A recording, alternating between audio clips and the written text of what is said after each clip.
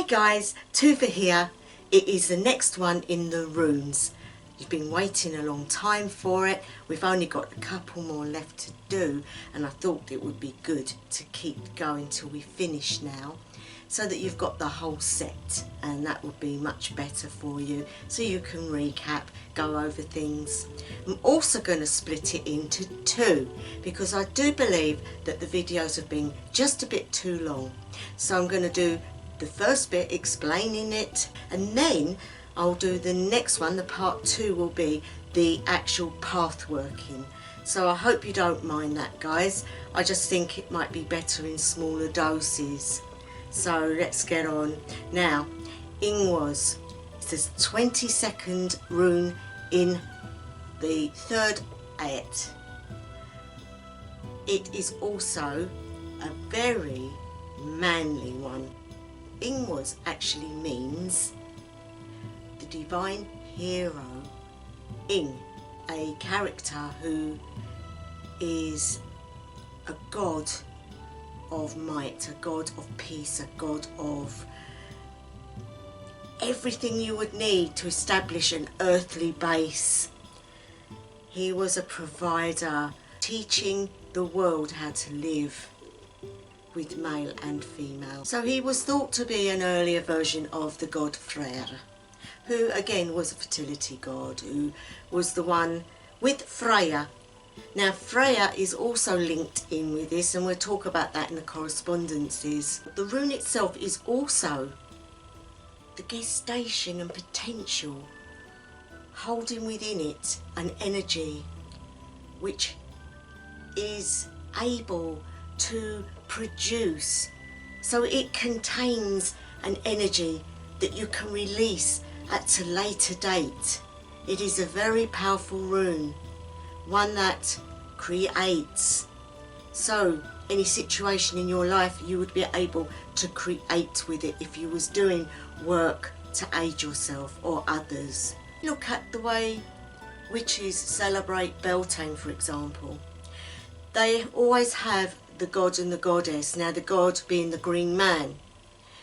Funnily enough, green being Ingwaz's colour. The green man and the maiden, who would become Nethris in this case, would come together in a unity, and both having their parts in the fertility, both having their parts in their aspect, but both being equal in the way that they do their things. So when they come together, it becomes perfect and creation is formed.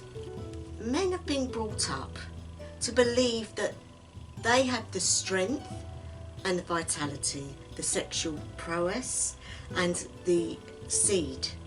They also believe that they are hard, that they have not got that sensitive thing within them.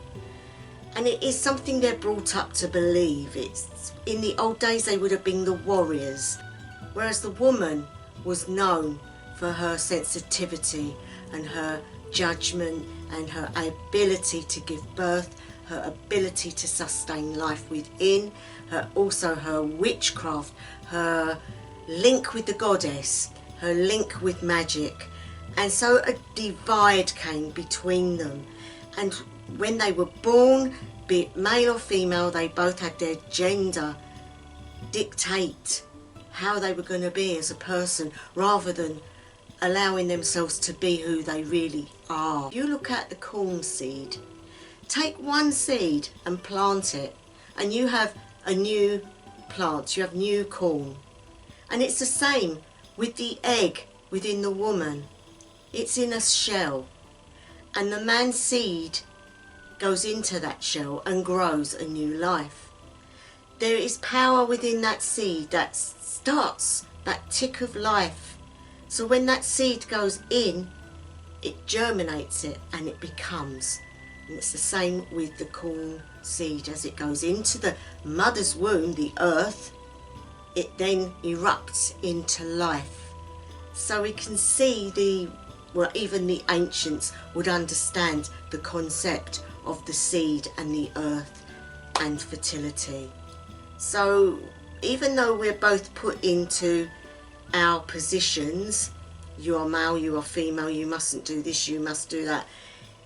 We need to break away from that, because at the end of the day, men have the same abilities to be able to become witches, to be able to become those that can be psychic, that they can nurture, they can love.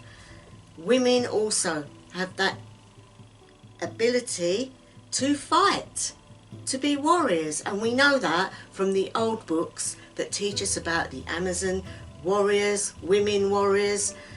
It's nothing to do with being more sensitive or being softer or being harder and having the seed.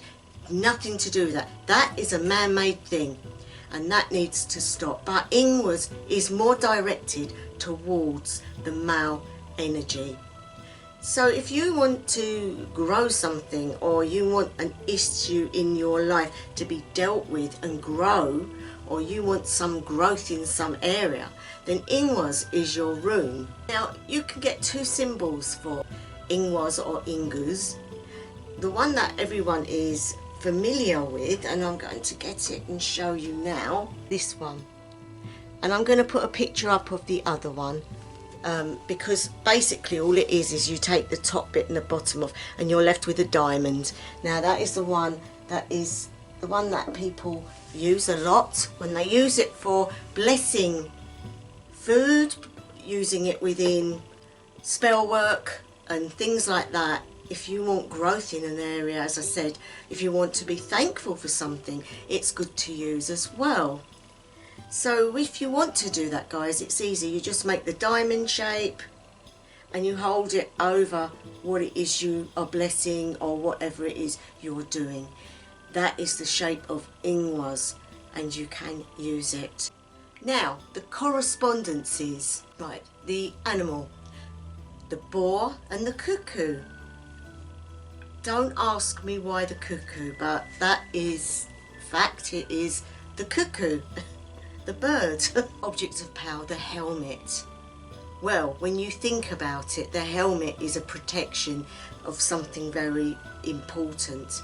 And so if the helmet is situated upon the head was the one place that would get damaged during a war.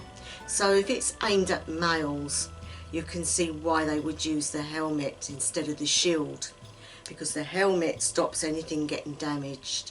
And that would be a necessity for them to be able to aid others. They would need their faculties. The element is earth and water. And you can see why. You've got the sensitivity of female being water, and earth being established by, as we've just heard, Freya the god, or Ing, both fertility gods. The colour is yellow, orange and green. Again, very nice colours, very sort of spring-like as well, which again, when you think about it, fertility season is here. We've had Beltane, we're coming up to summer solstice next. That's when everything is at its height, so a good time really to be doing this rune.